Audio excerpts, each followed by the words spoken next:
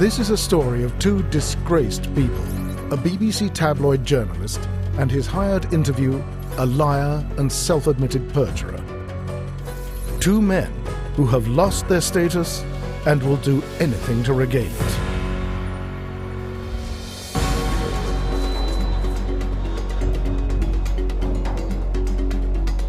The story begins in March 2007, when BBC Panorama reporter John Sweeney and his producer, Sarah Mole, arrive at St. Hill Manor, once the home of Scientology's founder, L. Ron Hubbard. There they meet with Tommy Davis, the church's international spokesperson, to help in the development of their story. There to assist Mr. Davis is Mike Rinder, a former church executive removed 5 years earlier for a continued pattern of incompetence and gross malfeasance, who has now worked up to the position of junior assistant. With Rinder in tow, Mr. Davis tours Sweeney through St. Hill and offers to arrange full access for the BBC to the church's many buildings and facilities. I could take you to American on Arrowhead, I could take you to Clearwater, I could take you to Los Angeles to our major churches there. Sweeney promises to get back to him on the offer, but is hiding his true intentions. Because 4 days later, Sweeney pulls the first of many stunts. Suddenly turning up unannounced in Clearwater, Florida, home to Scientology's spiritual headquarters. That evening, when Scientologists gather in celebration of the birthday of their religion's founder, he appears with his cameras, demanding entry to interview the leader of the religion, who is at that moment on stage, speaking to a packed auditorium and a worldwide televised audience. This would not be the last of Sweeney's many tabloid stunts. The next day, he and his crew appear at an opening of a new Scientology church, where his behavior towards Tommy Davis would make his agenda crystal clear. What happens if the Church of Scientology isn't a religion, but it's a sinister brainwashing cult? They say it's a sinister, mind-changing, brainwashing, money-grubbing cult. Your organisation is nasty. And if there was still any doubt of Sweeney's agenda, it would soon be dispelled when he then uses a prominent church building as a backdrop to interview anti-Scientologist Sean Lonsdale, a convicted drug user and sex offender who had never been a Scientologist nor been inside a Scientology church. In fact, during his entire time in Clearwater, Sweeney himself never sets foot inside a Scientology church, nor interviews a single Scientologist. But later in Los Angeles, when he finally interviews prominent Scientologists who can provide him with the truth about Scientology, his behavior is callous, insulting, and bullying. What happens if it is a brainwashing cult? It's just a money-raising cult. Others say that it's just a PR stunt. It's mumbo-jumbo. That it's a rip-off. It tells people rubbish and it warps their mind. The reason you were saying this is that you've been, in some sense, brainwashed. You must be brainwashed. Is it possible that you might be brainwashed? If you were brainwashed, you would say that though, wouldn't you? Do I look brainwashed to you? How dare you? Despite this rude behavior, Tommy Davis gives a reluctant Sweeney and his crew a full tour of every church building at Scientology's main Los Angeles complex. But John Sweeney shows little interest and insists he is out of time. And instead of accepting Mr. Davis's offer to tour Golden Era Productions, the church's central audio-visual production facility, he declines. But the next day, he hires a helicopter and buzzes the property. Then he stages another stunt, landing nearby and driving his cameras to an unmanned security gate directly across from the main entrance, where he demands on-the-spot interviews with officials he knows are not there. This is just one of many staged stunts Sweeney would create for his cameras. In a San Francisco church, where he pretends to be ejected from the premises. In Los Angeles, where he bangs on a seldom-used fire door at the back of a church building, attempting to show he was being denied access. And in London, where he uses a movie premiere to harass film star John Travolta with his religious bigotry.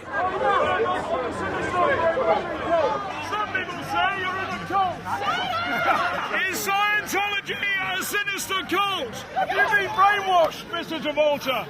Take me to all But it is during a private visit at the Citizens Commission on Human Rights, a watchdog group established by the Church of Scientology, that John Sweeney would become most notorious for an out-of-control and shameful psychotic rant directed at his host, the church's international spokesperson, Tommy Davis. No, Tommy, you stop! No, listen to me! You were not there at the beginning of that interview! You were not there! You did not hear or record all of the interview! Do you understand? Brainwashing is a crime. Did you understand? Humanity. You are quoting the second half of the interview, not the first half! You cannot assert what you're saying! Sweeney's meltdown garnered worldwide attention and over 1 million hits on YouTube. News stories mocking John Sweeney's behaviour appeared all over the media. BBC journalist John Sweeney had been investigating the Church of Scientology when he snapped. He was actually caught on tape ranting at a Church of Scientology official. And his on-camera freakout has put him on YouTube and the BBC on the spot. Exposing a journalist, a critic, at his worst. Sonia, you were not there! You were not there! That's really the best way to get the most out of an interview, I'm sure. Yeah, really warm them up. Little over the top, I think. What was that? Who could scream the loudest? Is that what you're saying? It sounded like a seal. If you are interested in becoming a television journalist, his behavior was a fine example of what not to do. The resulting controversy did more than embarrass the BBC. The elite body of British investigative reporters, the Frontline Club, labelled Sweeney persona non grata. Classes in 3 major universities used the example of John Sweeney to show what never to do in investigative journalism. One class counted in Sweeney's programme an astonishing total of 180 violations of BBC and government broadcast codes. John Sweeney became the poster child for shoddy reporting. And Sweeney's boss, Panorama editor Sandy Smith, was forced to make the unprecedented and humiliating move of sitting in front of his own cameras to explain himself. What happened? It's not songs of praise, is it? No. A laughingstock in journalistic circles, Sweeney desperately wants to excuse his indefensible behaviour to regain his former status and get revenge. And then there's Mike Rinder, disgraced within the church, unhappy with his resulting junior staff position, and resentful over Tommy Davis taking over his one-time job. That's him in the background, attending to whatever Mr. Davis needs. Shortly thereafter, without any warning, he vanishes, without a word, abandoning his religion, his family, and his wife of 35 years. Yet, inexplicably, soon afterwards, John Sweeney's producer, Sarah Mole, contacts him with an offer to talk to the BBC. At this point, Rinder seemingly declines. But Rinder's life does not go as planned. Because of his poor work ethic, he can't hold a job, and his life outside the church is a constant struggle. The next time Sarah Mole appears, he hopes his salvation is at hand, and she has brought someone else along, Marty Rathbun. Like Rinder, Rathbun is another former external affairs failure who had been removed from his position within the church for gross malfeasance. He had left the church suddenly and without warning in 2004. Rathbun is a suborner of perjury with a history of criminality. He is also a known drunk, most recently arrested and jailed in New Orleans, the most alcohol and bad behavior tolerant city in the entirety of the United States. And John Sweeney's Panorama producer Sarah Mole is happy to give them a public platform. Rinder has promised the BBC an exclusive. But what is he getting in return? And what does John Sweeney want? He wants Rinder to rewrite history. For in one of Rinder's only appearances in front of Sweeney's cameras in 2007, he told him that allegations by the BBC reporter against the church, and specifically its leader, were total lies. Those allegations are absolute, utter rubbish. Absolute, utter rubbish. I believe. The plan is simple: to recover his reputation, John Sweeney needs someone who will, with a straight face, pronounce to him on camera that Sweeney's infamous and shameful meltdown was, unbelievably, a brainwashing job performed on him by the church's spokesman, Tommy Davis. And who better to do this than Mr. Davis's former underling, the disaffected Mike Rinder? And who better to confirm Rinder's lies than his angry and vengeful, now best good buddy, Marty Rathbun? Rinder will tell Sweeney that he was lying in 2007 when he denied the allegations against the leader of his former religion. In short, Rinder gets a forum to attempt to destroy the man who replaced him and get revenge on church leaders. And Sweeney gets back his reputation. Is the BBC really allowing Sweeney to create a report exonerating himself for his own inexcusable psychotic rage? Apparently so. For on the 8th of December 2009, Sweeney's producer, Sarah Mole, sends an email to Tommy Davis informing him of the BBC's plans to launch a new show investigating certain vague and unspecified allegations against the Church of Scientology and its leader. That same day, the BBC also flies Sweeney's favourite two malcontents in from America, Marty Rathbun and Mike Rinder. They are accompanied by Rathbun's wife and one of Rinder's two girlfriends for a week of fun, frolic and interviews, an all-expenses-paid vacation worth over £7,000 billed directly to the BBC. 24 hours later, and indeed for several days after that, John Sweeney, his camera crew, and Rinder and Rathbun are found filming in front of several church properties, including a restored former office of Scientology founder L. Ron Hubbard. Although the location is only used for special tours, Sweeney repeatedly pounds on the front door, pretending the church won't allow him in, and ignoring a very conspicuous sign giving him a contact telephone number. To anyone viewing the security tape, it is yet another obvious tabloid stunt designed to make the church look like it won't give the BBC access, when in reality, the BBC hasn't even asked. Seeing this, church executives inform the BBC that, while they are more than willing to go on camera for the Panorama programme, it is clearly not possible to work with a reporter with such a personal interest in bashing their religion. 2 months go by with no contact from the BBC. And then on the 17th of February, John Sweeney's new producer, Katie Stead, finally emails Tommy Davis in Los Angeles, listing Panorama's allegations and notifying him the church has 7 days to respond on camera before the Panorama team leaves the United States. That's right. John Sweeney and his crew were already there in Los Angeles, interviewing ex-Scientologists they had paid to fly in from all over the United States. There's Rathbun, Mike Rinder's full-time corroborator for Rinder's story. The first day Sweeney spends at the church's Los Angeles center, filming himself walking into various entrances and accosting church parishioners with anti-Scientology flyers. I asked him to please not come into the church to do that. If he wants to invite people and pass out flyers, he's welcome to do so on the sidewalk. And he said, okay. And then the next thing I knew, he went in through to the other entrance. And I had to go and follow him and ask him, please, not to do that. So he goes, oh, all right. Then he went into our other church, the Advanced Saint Hill Organization of Los Angeles. And I walked in and I said, I asked you not to go into the church. He goes, oh, I didn't know it was your church. But John Sweeney knew it was. That's him in the exact same place 3 years earlier during his tour of the church complex with Tommy Davis.